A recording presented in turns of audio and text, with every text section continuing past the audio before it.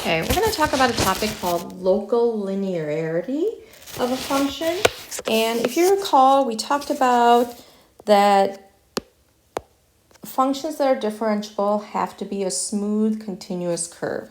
So this is a differentiable function everywhere. It's continuous, and in order for it to be differentiable, that means the slope exists, so it has to be continuous.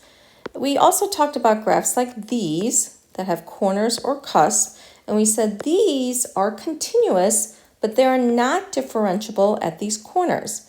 And the reason is, as you approach that point from the left and the right side, the slope does not get closer and closer to this particular point. When you look at this graph, notice what happens. The tangent line is getting closer and closer to that slope here, which is getting zero, which is zero from the right and the left. And that doesn't happen on these two graphs. So remember, you can have a continuous graph that is not necessarily differentiable everywhere. Now, you can also, one thing you can also check on the calculator is, if you look at a differentiable graph, like this is the graph of this approximately, anywhere you zoom in on that graph, when you zoom in really close, you're going to see that it straightens out because it looks like a line as you zoom in closer and closer, because really what you're doing is then you're looking at that tangent line at that curve.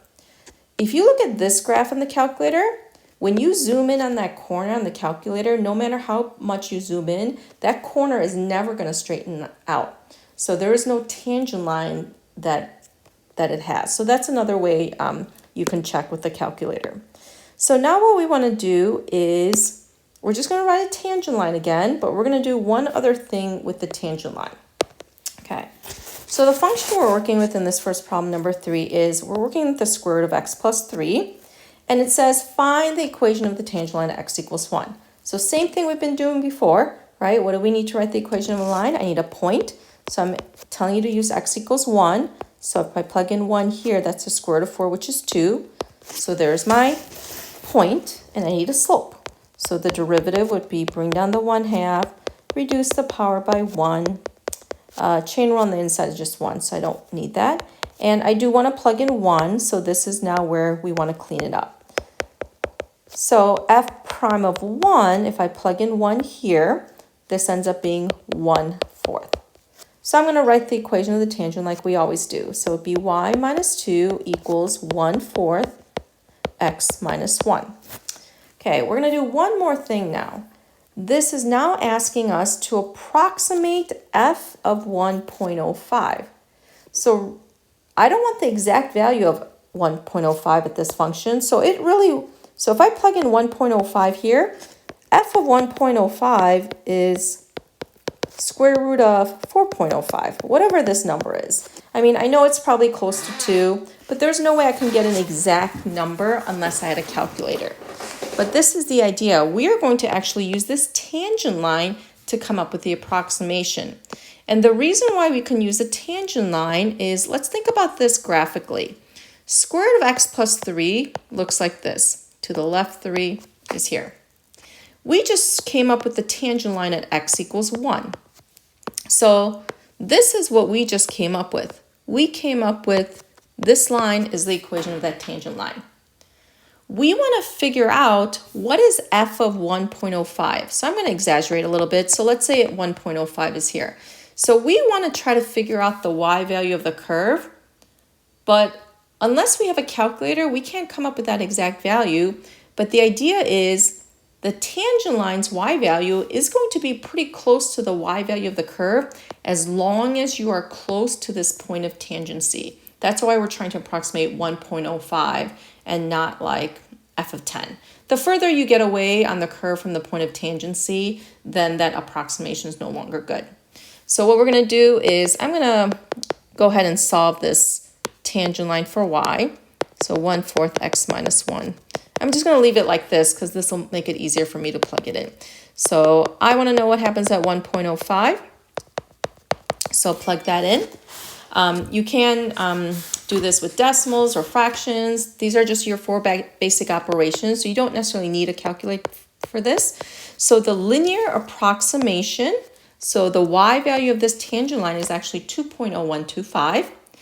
If you typed it square root of 4.05 on your calculator, that exact value is 2.0124. So it's actually pretty close. Okay, let's try one more. So here's my function, and I want to know what happens at negative 1.2. Again, without a calculator, there's no way I can find that exact decimal. But it says, okay, let's come up with a tangent line. Another word for tangent line is this word linearization at x equals negative 1. So I need a point.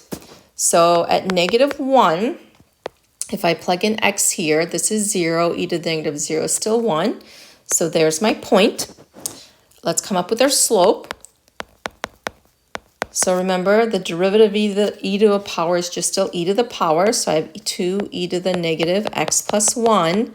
But then you do have a chain rule going on. So the derivative of negative x minus 1, if you multiply that out, is really a negative 1. So I'm going to just put that there. And I want to know what happens at x equals negative 1. So let's plug in the negative 1. So again, this becomes 0, e to the negative 0, still 0, but this now gives me negative 2. So let's write the equation of the line. Y minus 2 equals negative 2, x plus 1. Sometimes when they write the equation of a line, they will label it as L for line. I'm going to go ahead and solve for y, so I have this. And I'm trying to approximate what happens at negative 1.2. So this I can do without a calculator, right? This is negative 0.2 times negative 2 is 2.4, I'm sorry, 0.4 plus 2 gives me 2.4. So this is the y value of the tangent line.